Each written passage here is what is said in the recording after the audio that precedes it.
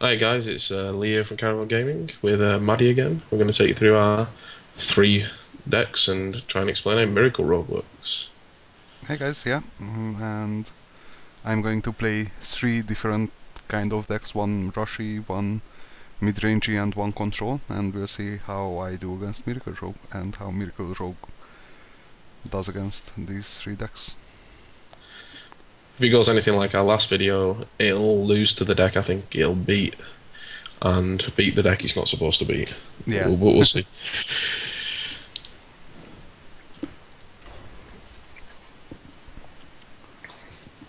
So yeah, don't forget at the end of the videos, guys, if you do like them, like the videos, share them around. I think I'm going to stick these in the Hearthstone Reddit as well. A mage. So this is either rush or control, I guess. So our opening hand against mage is not very good at all because we don't really need the two saps. There's something for a deck with lots of protectors. Fan of knives might be okay, but if he's playing control, it's going to be terrible. So I'm going to ship that back as well. And Blood Rage Thanos is again not the best starting hand card. So everything is going back for me. How about you, Maddy? I really don't have a lot of experience with this deck, but I think, well, Maneuver is definitely a keeper, and, you know, when I play against Rogue, I really don't know how to mulligan, because half of the Rogues are Miracle Rogues and the other half is Tempo Rogue, and these two cards are pretty good versus Tempo Rogue, so I'd keep them. And, you know, against Miracle Rogue it really doesn't matter, because, yeah. Well, that's not a good card, but here we go. Yeah, so our hand is not ideal. That makes it a little bit better. So what we've got here is you could blow this to shoot his guy, which is just a very bad use of cards. What we're going to try and do is get up to turn 5 and cast this guy, and then use the prep to cast a spell, and then use the coin to cast another spell, and get going that way. In the meantime, we need to deal with his onslaught.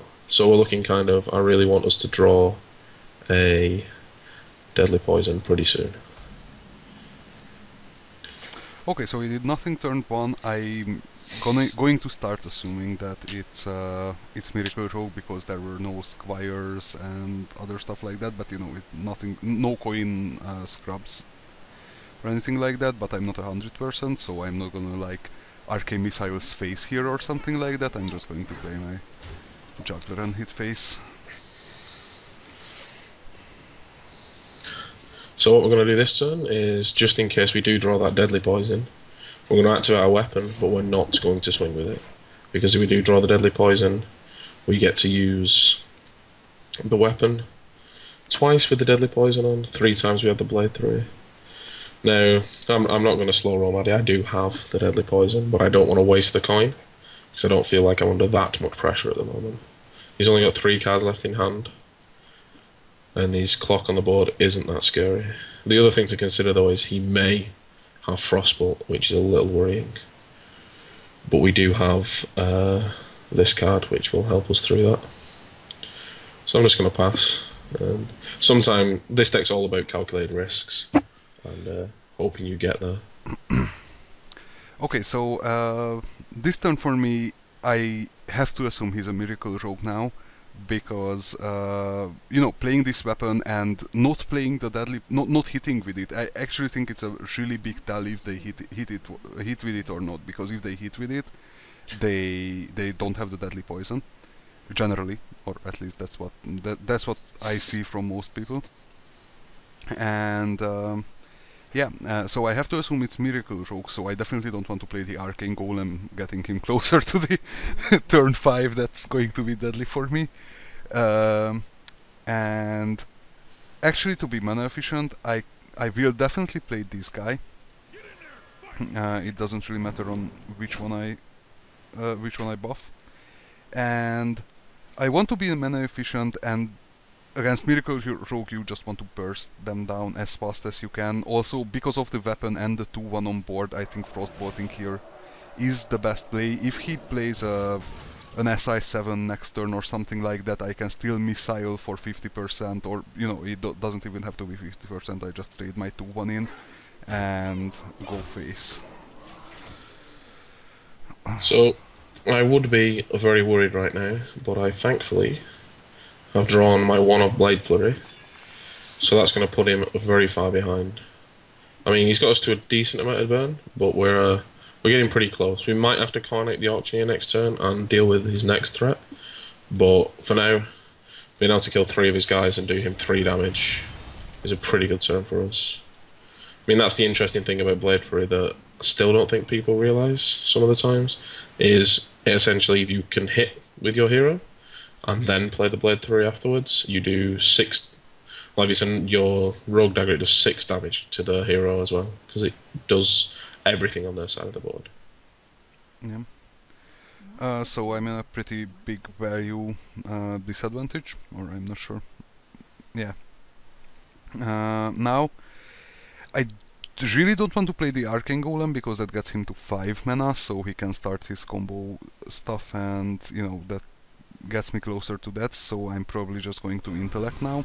I also want to keep the missiles in case he plays a creature, then I will probably need them, and I'd rather play them than the golem. So we are quite happy. He didn't commit to the board. He cast the Arcane Intellect. I wouldn't know he had the Arcane Golem when he was complete aggro mage, so I'm just going to make a Acolyte of Pain and pass the turn, setting up for a very big turn next turn. Well, that's no full draw. I think you should cast Arcane Missiles. Yeah, Arcane Missiles or the Knife Juggler in hand, both are really helping the Acolyte, so in this case I think I have to play the Arcane Golem. Even though I really don't want to, but I don't want him to start, backstabbing this or like Perdition's Blade. I'm not sure if rogues play or Miracle Rogue plays Perdition's Blade or not generally. Also, if he wants to take this down with the weapon, fine, that's 4 more damage. He can shiv it, but that's 2 mana, so he gets to 4 and can't do anything, so yeah, that's fine. And I'm at 27 health, so it's good so far.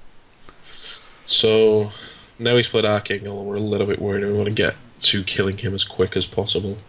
It's a little upsetting he killed our Acolyte because he would have really liked Cold Blood. That would have been fun. So we're going to try and plan our turn out a little bit here. We've got the added bonus for in a friendly game, so we've got a bit of time to talk about things. So we're definitely casting the Gadgets and Auctioneer, so we can just go ahead and do that. But now we have a large sequence of plays which we need to plan out. So we want to shiv his guy, for sure. And to accomplish that we need to cast the Preparation.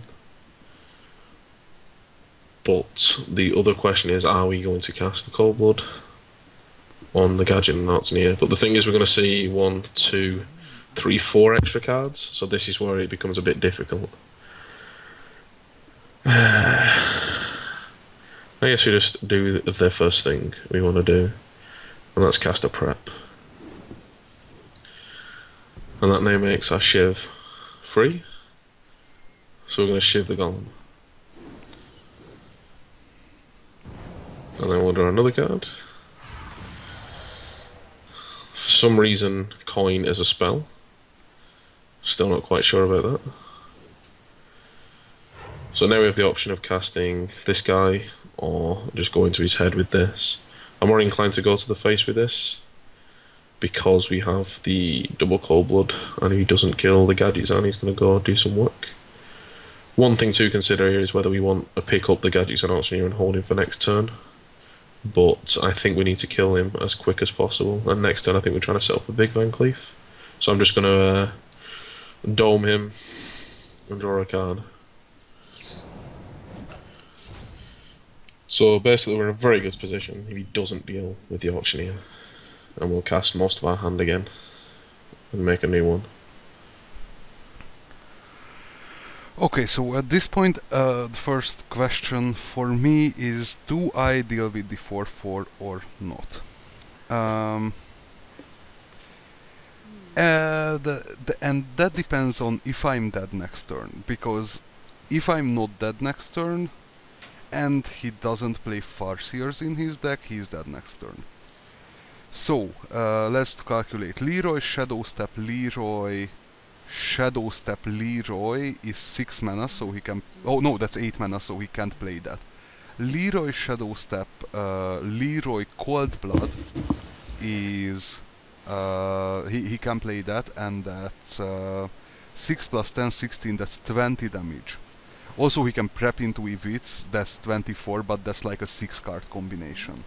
Even though he can draw with the Gadget Sons. With the Gadget Sun.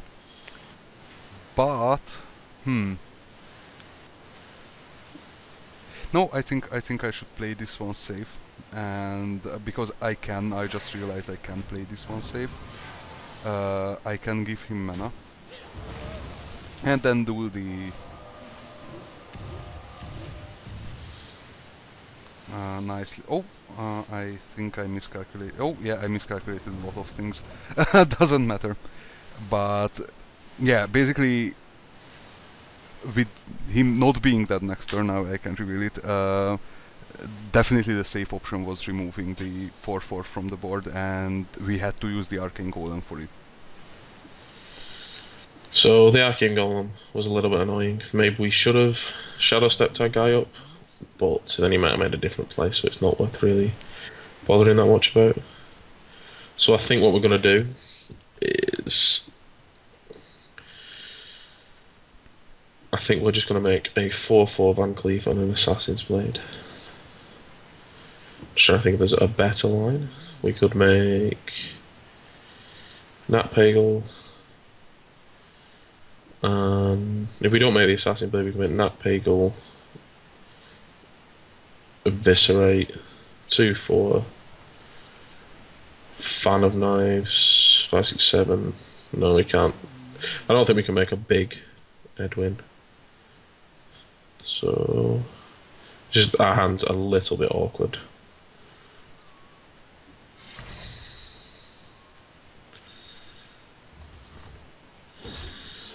We're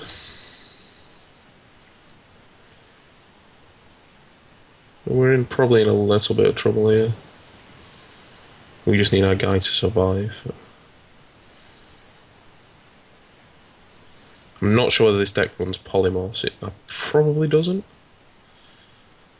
It doesn't. It's all about the burst. Yeah, I think we have to just make an Edwin. I think that gives us our best chance of winning.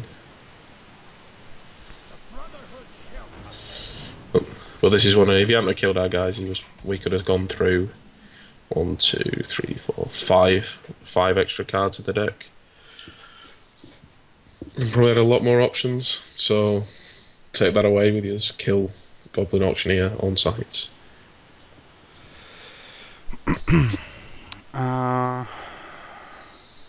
So now that Lee played the Edwin, I think I'm dead next turn. Because that's 7 damage, so he has to deal 12, which is Leroy, Shadow Step, Leroy and something, which he will definitely have. That means that I think we have to kill the Edwin. I might still be dead, but if I'm not, I'm in a pretty good position, I think. So yeah, I definitely think we have to kill the Edwin here, so let's just hope it goes to face. Oh yeah! And fireball the Edwin. And I was 1 mana short and 1 life short of lethal. Oh, I revealed my other card, doesn't matter.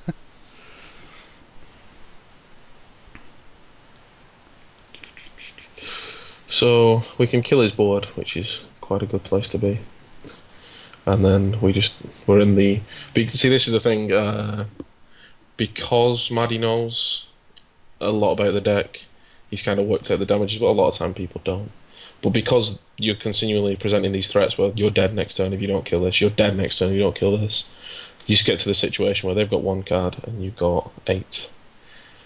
And you can take control of the game from there.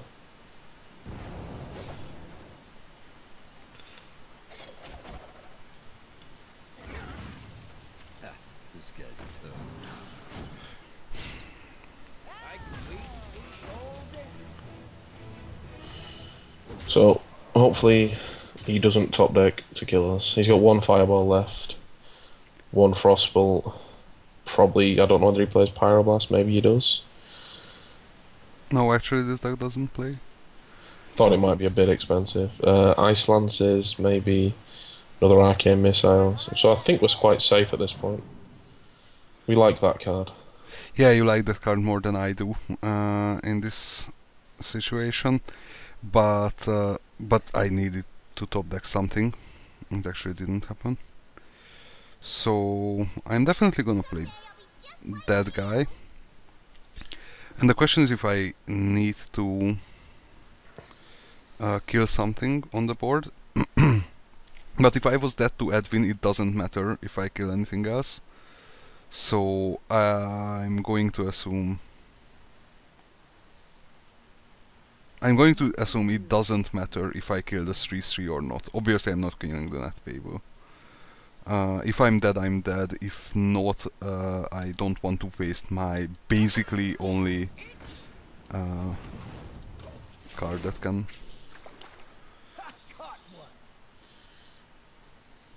win me the game, basically. We caught one. So I'm pretty sure we have lethal here. So we're gonna make this guy to turn on our combos.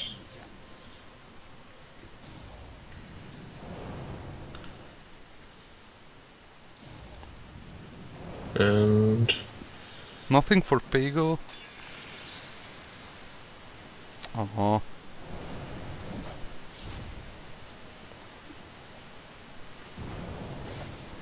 just to repair some of the bad manners from last game.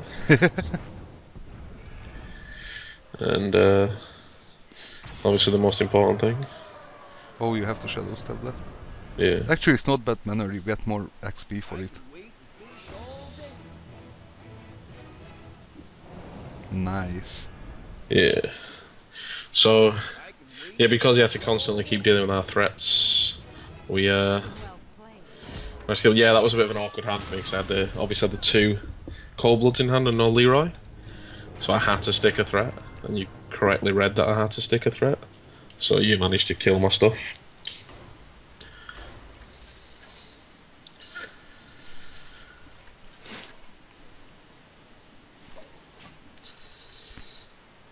But that was us winning without Leroy. Yay!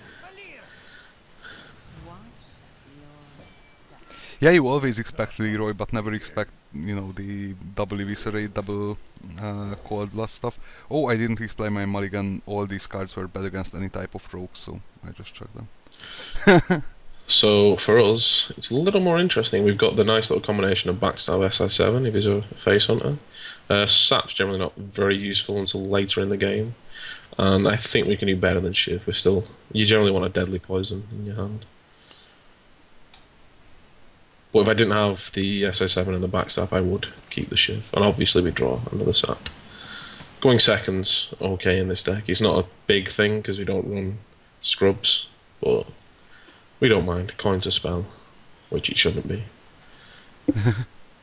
Okay, so my hand is pretty interesting. I mean, this combo beats Miracle Rogue, I think. If something, this combo beats Miracle Rogue unless it has Sap. But other than that, it's not the best. We can use this probably as a bait, so this doesn't die, but yeah, it doesn't look the best with no strong guys, basically just combo cards.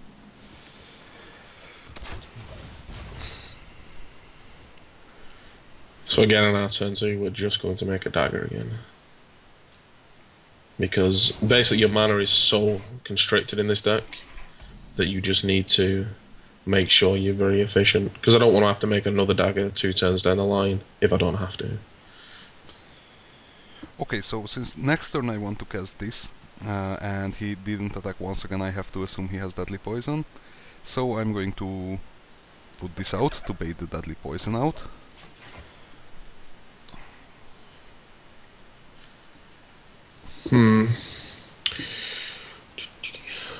I think we're quite happy just So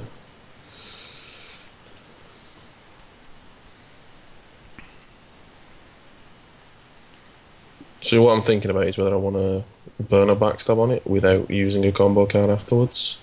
The other option is to shiv and hit it, but next turn I'm probably going to want to use all my mana. So I won't be able to have a second charge on my dagger. Plus you want to preserve your life total as much as possible in this matchup, and I don't really want to play both of these this turn. The other option is just sapping it, because it's the scumbag move to do, but I'm a little worried about Houndmaster. So I think we're just going to backstab it, punch him for 1, and make a new dagger. Okay, so at this point I'm quite happy about the backstab going out, because backstab is an awesome removal against 90% of the deck. And I'm going to start the combo as soon as possible. I mean, I have to assume he doesn't have sap unless he... Well, he didn't keep sap from the mulligan, he might have drawn it, but... The 7 health on this guy is pretty huge against. Yep, he's a pretty big boy. So I'm really worried about Houndmaster at this point. So I'm actually considering just killing this guy now. We haven't drawn our gadgets on yet, which is a bit sad. The other option is make an Acolyte, shiv it with the coin, draw 2 cards, keep digging. Which is probably the better play.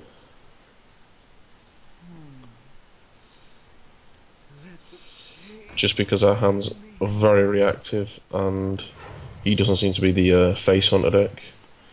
If he was the face hunter deck, I don't think we'd be losing this game. Because we'd have just dealt with everything, it only had to hit us once. And that'd put things on the board for us too. Okay, so I could play this, but since he didn't hurt my Snap Joe, it's not necessary, and also it's really inefficient in terms of mana, and with this beautiful top deck... Oh, nice. I can play that, and we're obviously going to take that down. Also, now backstab can't affect the Snap Joe, and it's the most effective way. The question is if we want to play this.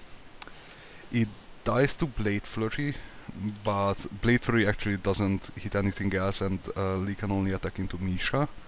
So yeah, I think playing this is fine, and yeah, now he has to take care of that, but he can do that with Deadly Poison, so yeah, it's gonna be a bit of a problem for him. And it also saved the Snap Joe combination for us, because Snap Joe is now out of the picture. So at this point we really need to start seeing more cards.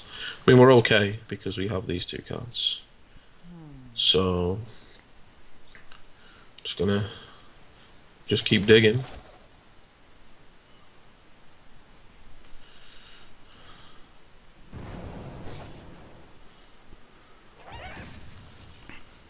Uh, 6 power is pretty scary, but there's not much we can really do right now about it. So we're looking to start drawing Shadow Steps. We really want to see an Auctioneer, obviously, because we need one to cycle some of these bad cards. Deadly Poison is also a fantastic draw. Basically any of the cards that aren't in our hand are good draws. Eviscerate would be stupendous. Okay, so the only thing I noted from last turn is that 1 Fan of Knives is out. Fan of Knives is huge against my deck, so 1 being out just for that hyena is awesome for me. The most mana efficient stuff, I obviously don't want to play this card. This card is pretty much useless. And so I have 3 options, and obviously the Stone Task Board is not an option, and this game is mana efficient. I usually don't have to worry about the taunt, because Miracle Rogue doesn't run Black Knight. Or at least I think so. You know, Shadow Step Black Knight. Yeah. So we are definitely sapping that this turn because you can't replay it as a taunt. And I'm sad now.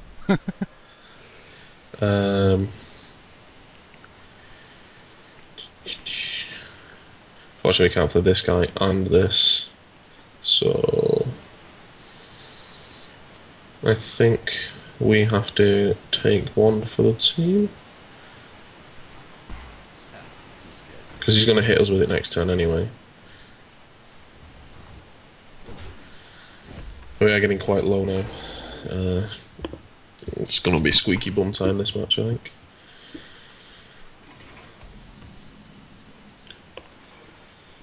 Okay, so this turn is quite obvious. We still don't have any of our draw engine, so we just play Join the the second. club. Oh, another mission, yeah. It's fun. And we obviously play this in the middle in case it runs betrayal. And now the only question is if we go face or if we take the 3-3 out. Now, given my hand, it's better to go face. Because even though if he can deal with Misha probably with the SI7 and probably not the weapon because then he's dead. But yeah, so we're setting up a more possible lethal damage next turn than you know, if we are trading. If we're trading, we have 6 damage on the board, and we're basically saving 4 damage for 4 damage, but he has 4 more health. So that's a pretty decent draw for us. I'm just going to work out how much damage we can do this turn. 3, 4, 8, 12. So we've got 18 damage in our hand. But we can't quite get there. So we want to play this guy, which is 2. Then this, which is 3, so 5, 6, 7. That lets us do 4 to everything on the board. And so we basically got a board clear.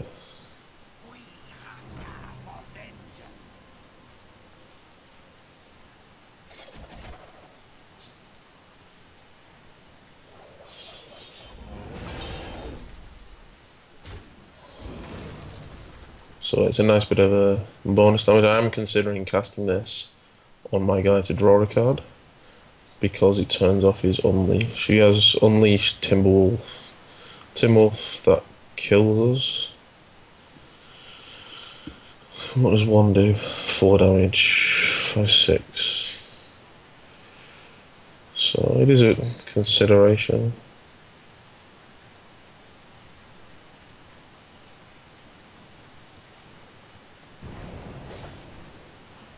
I'm happy with just having 1 guy on the board. Wow, what a top deck. So at this point I'm really in a bad situation. I could stall for 1 more turn. Wow, that is awful.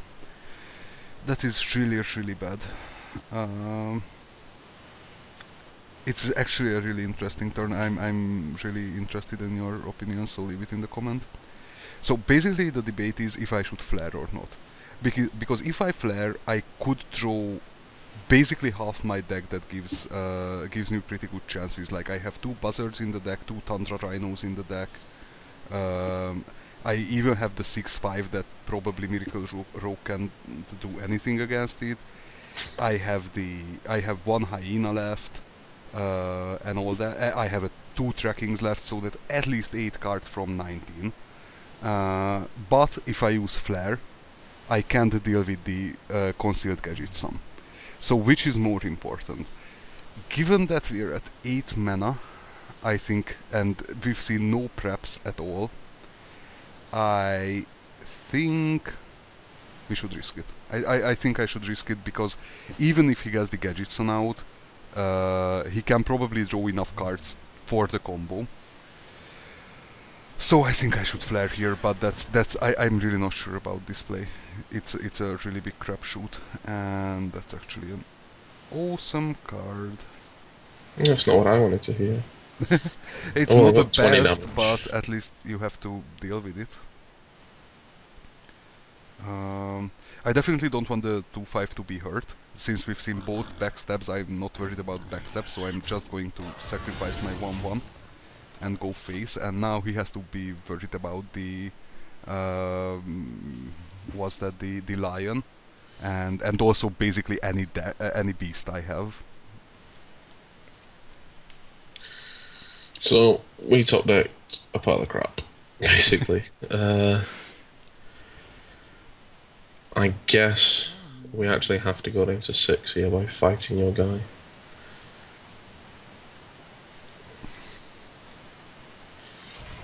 I don't think we have any other players, unfortunately.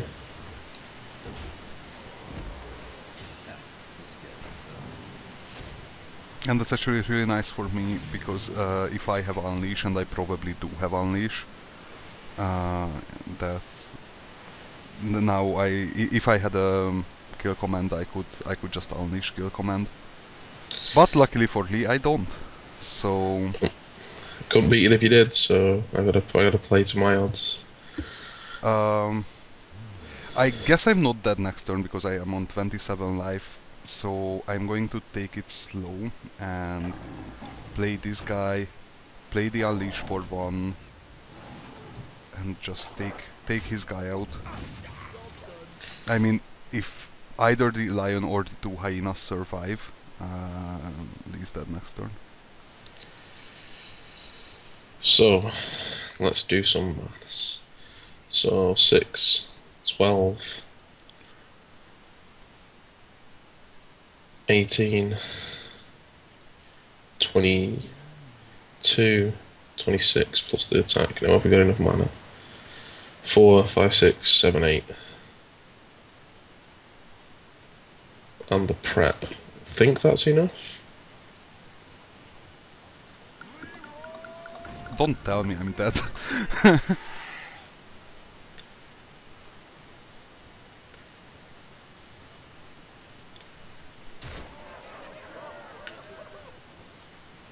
If I can do maths, I think you're dead, yeah. Wow. That would be insane, that from 27 health. You were definitely dead if you didn't kill the guy.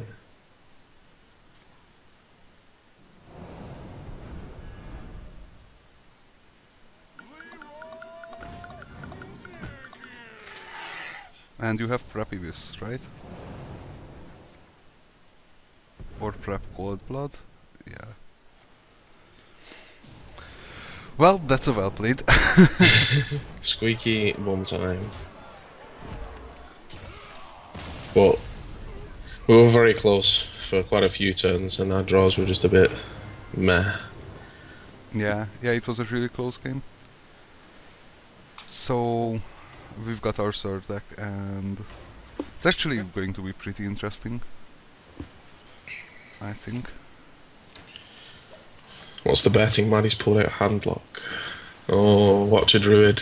No, I think Druid. Handlock is really bad against Miracle Rogue. So you know, this is the only matchup I will keep this guy in my opening hand. Because this deck will make... I'm going to have to burn through so many taunts to get to his face. It's going to be very painful. The rest of the stuff I'm going to draw into later. This is going to be a particularly long game, I feel. Okay, so for me, this card is absolutely necessary for the deck. This could be a keeper for, you know, a huge Advin, but I don't think a huge Advin is all that likely, and this card is just not good against Miracle Rogue. I could have kept it because, you know, I could have assumed it's Tempo Rogue as well, and against Tempo Rogue it's a good card, so I'm actually fine that I drew it back twice. And yeah. I've gone second every game as well. Strange. Yeah, going second is a huge advantage for Miracle Rogue. I mean, it's +1 spell. So I'm going to just cast this. Ruh-oh. See, we're missing an integral card for our strategy of beating this deck, which is... Because we're definitely not doing anything next turn, we can make another dagger. I really need some saps pronto. Okay. Here comes the turn 3 Yeti.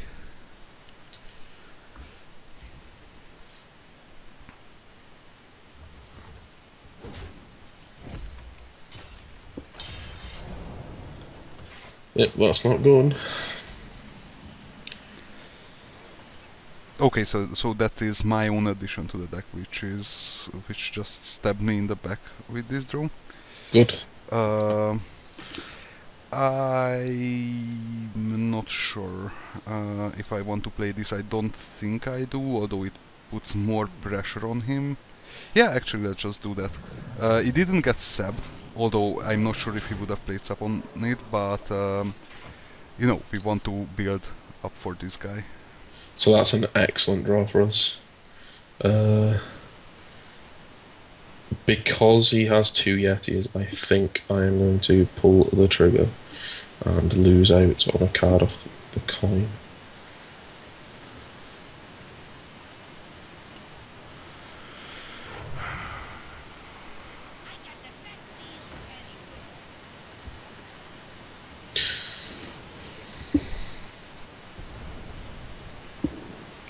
Okay, so as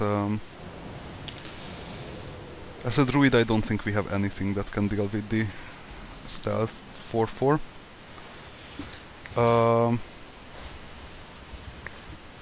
I'm actually going to do something interesting. I'm going to ping my own guy for cards because my hand is so dead. It puts it in what's that? Eviscerate. Yeah, eviscerate range, but that's fine. So now this is pretty interesting. I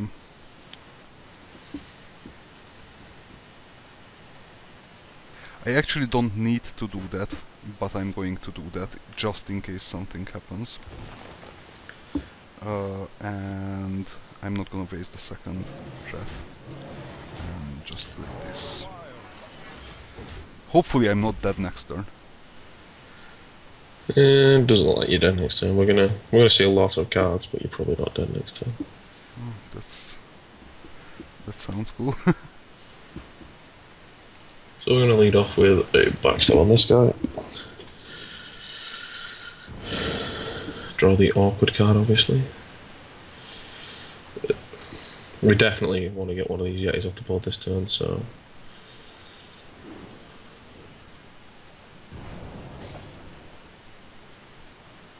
Now we have the interesting decision of, do we play this, kill this, and then trade off just to stop his clock? Now we've done our little thing, considering we have the second one of these. Or do we go to the face with the auctioneer and he trades with it, unless he has a swipe? Which I'm not sure we can risk. I think we just ask him if he has the swipe, because we're going to need to get some actual damage in. If you notice in this match, I'm being a lot more aggressive with my dagger, because I've got to whittle him down to more or less burn range. Okay. Sorry for the language, but this was a bullshit game.